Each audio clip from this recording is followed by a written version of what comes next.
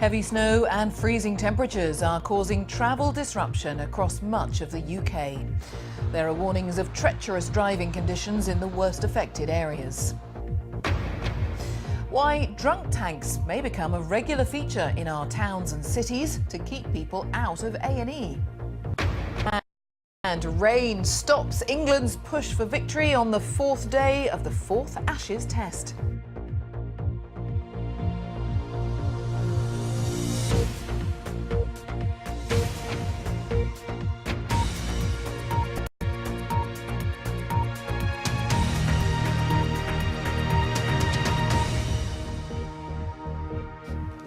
Hello, good afternoon. Weather warnings are in place for parts of northern England and Scotland after heavy snow and blizzard conditions affected large parts of the UK.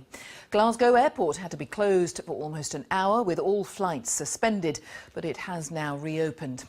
The temperature plunged to -12 Celsius in the Scottish Highlands overnight, and forecasters say driving conditions will remain difficult for the rest of the day. Judith Moritz reports. Grounded at Glasgow, flights at the city's airport were suspended after snow settled quickly overnight. The airport reopened by mid-morning, but managers have apologised for the knock-on disruption which was caused. Temperatures plummeted in Scotland, heavy in Glasgow city centre, and in the Highlands the mercury fell to -12 Celsius on what the Met Office described as the coldest night of the year. Gritters have been covering the major routes, with everyone keeping an eye on the forecast. Especially this time of year, the conditions are constantly changing, and even with the detailed forecasts we get, we can't always get it 100% right. In daylight, the gritting continued. Although some Pennine routes were closed, the motorways remained free-flowing. The snow has been falling steadily all morning across swathes of northern England, and as predicted, it's been settling most in areas like this, just outside Huddersfield, up here on the higher ground. In Cumbria, hazardous conditions left some vehicles stranded on the A590, and there were also delays on other main roads. But with schools closed and many off work anyway for the holidays, disruption hasn't been too bad, and there's been plenty of opportunity for snow-themed entertainment. And let's talk to Judith in Huddersfield, where it looks beautiful, but what does it mean for people trying to get out and about, Judith? Well, it depends where you are, obviously, and we usually report from this area in the winter because it's often the first place which gets any kind of disruption. The Trans-Pennine routes first to be affected. Now, where we are at the moment, those roads, the usual suspects, have been closed. So the Cat and Fiddle section of the road between Buxton and Macclesfield, Home Moss near Home Firth, the Woodhead Pass, those Trans-Pennine routes were closed this morning. But the M62, which you can see running free behind me, has been running all morning, although it has been treacherous earlier on, and the M6 in Cumbria has also stayed open, although it was reduced earlier on today, and the difficult, I believe, conditions there were also very difficult. The road recovery services today have predicted problems. The AA said there'd be 10 million cars out on the roads today, and the RAC has been saying it's expected to deal with one breakdown every 10 seconds. So it's not been without difficulty, but by and large the situation is that the roads are moving, the main roads anyway. Looking ahead, the Met Office is saying that the snow will ease up, but they're warning of icy conditions, so that's the other thing to look out for. The advice across the board is just to take great care. All right, Judith, thank you. Judith Moritz in Huddersfield. 12 people have been killed in a fire at an apartment building in the Bronx district of New York. The mayor, Bill de Blasio, called it the worst fire of its kind in the city for 25 years. The victims, including 3 children, died on various floors of the 5-storey building. This report by John Ironmonger contains flash photography. It is New York's deadliest blaze for decades. Fire broke out on the first floor of a 5-storey apartment building and spread rapidly, sparking panic among residents in a busy core Bronx district. Fire crews arrived at the scene within 3 minutes, but it was too late for many of the residents. Those who managed to escape described the chaos as people rushed to flee the smoke. The fire truck wasn't even here yet when all the smoke and stuff was coming out at first. Even here yet. They started to get everybody out, but people were on the fire escape already trying to get down on their own. Fast it was moving. At least 12 people were rescued from the building as firefighters plucked residents from this fire escape. Outside in the bitter cold, locals huddled under blankets. Speaking after the fire had been brought under control, new Mayor Bill de Blasio called it unspeakable tragedy. In the middle of the holiday season is a time when families are together. Tonight here in the Bronx, there are families that have been torn apart. This is the worst fire tragedy we have seen in this city in at least a quarter century. The fire department said it was too early to comment on the cause of the blaze, and a search of the building is continuing. The mayor has warned that the death toll could rise further. John Ironmonger, BBC News. Authorities in the Indian city of Mumbai have launched an inquiry after a huge fire at an office and restaurant complex killed at least 14 people. The blaze erupted just after midnight in the popular Kamala Mills compound and engulfed the structure in half an hour. Most of the people who died are thought to be young women attending a birthday party. Here, 2 men have been charged with terrorism offences by police who'd been investigating a suspected Christmas attack plot. 31-year-old Andy Sami Starr from Chesterfield and 22-year-old Fahad Salah from Sheffield have been charged with engaging in a preparation of an act of terrorism. They appeared via video for London's Westminster Magistrates Court. The head of the NHS in England, Simon Stevens, says he's considering the routine deployment of mobile alcohol recovery units, which have become nicknamed drunk tanks, to try to reduce hospital admissions. Up to 70% of visits to A&E departments on Friday and Saturday nights are linked to excessive drinking. Adina Campbell reports. Binge drinking at its worst. A big headache for police and a burden for the NHS. It's estimated up to 15% of attendances at emergency departments in the UK are alcohol-related. At this time of year, that number is significantly more, with as many as 70% of attendances at A&E because of drinking.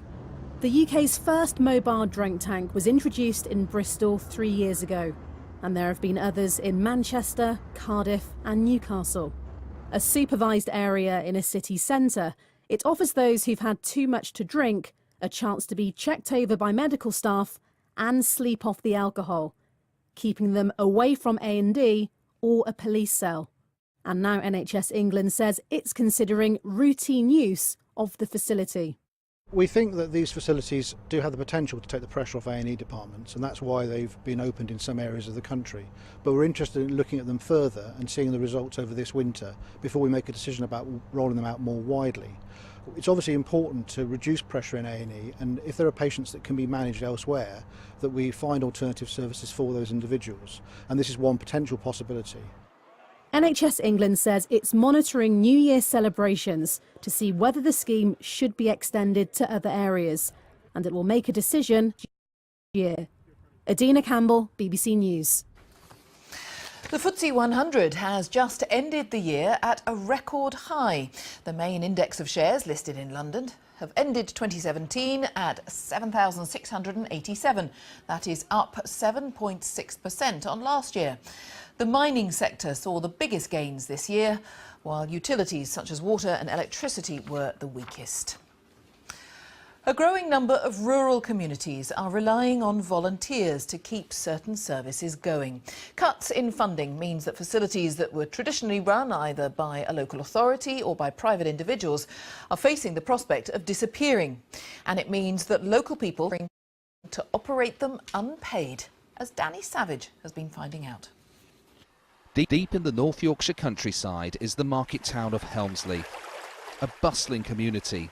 But look a bit closer and you'll find it here, for a reliance on volunteers. Every local business has a different tree and they do it in a theme, and this year it's the star theme. You'll find it illustrated in the parish church. So there must be about 30 or more trees in here. There's 30 or more trees. Dozens of local businesses have volunteered to decorate it. In town. We've got here, this is wonderful, with the Antiques Roadshow, with all the different experts and their specialities from Bondgate Antiques. There's more volunteering these days because of council cutbacks. As the economy's suffered and less funding becomes available, there has to be someone to make up the shortfall. And we're so lucky here in Helmsley that people have done that and taken on running several organisations in town. It's just a really lovely community feel here. Helmsley is a community which relies heavily on volunteers, and it's not alone. Other towns in this, England's largest county, have taken over bus services and even petrol stations to stop them from vanishing.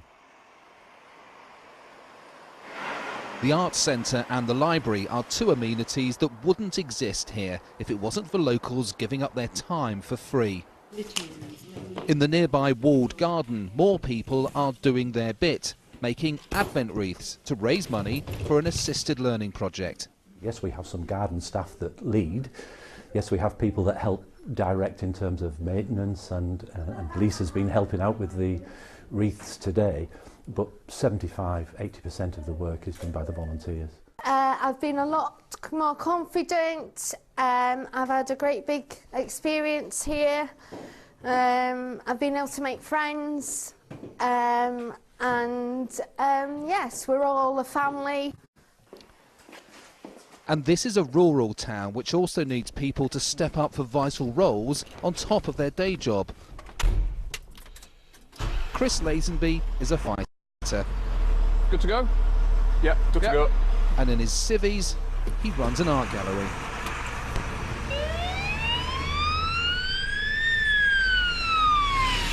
Just myself. I run this gallery. There's Ben, he's a builder, Gav at the butcher's, Toddler, a painter. So we're all ready to go within a few minutes' notice if needs be. The nearest station with a crew ready to go on station during the day is Malton, and depending on traffic that could be 30 minutes away. This is just a snapshot of life in one country market town, but it shows the rise of vital volunteering, which keeps communities functioning in 21st century Britain. Danny Savage, BBC News, Helmsley. Now, cricket and England's attempts to win the fourth Ashes Test in Melbourne have been frustrated by rain.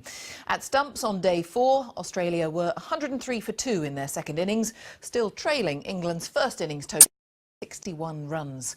With more from Melbourne, here's Patrick Geary. At last for England some hope, a chance to cheer without lurking fear, to read and not weep. Why isn't Alistair Cook on the front cover? That score remained correct. Cook's third day of batting lasted one ball. He watched it, Jimmy Anderson hit it, Cameron Bancroft caught it. Cook carried his bat unbeaten, a lesson in focus and patience. England needed to bowl in a similar fashion. Waiting worked initially. They removed Cameron Bancroft, then produced enough movement to tempt Usman Khawaja. England was still nearly 100 ahead and making the best of a wearing ball. They, like Australia, were warned about scuffing the ball on the pitch, but some on Australian television made more serious accusations, to England's obvious irritation.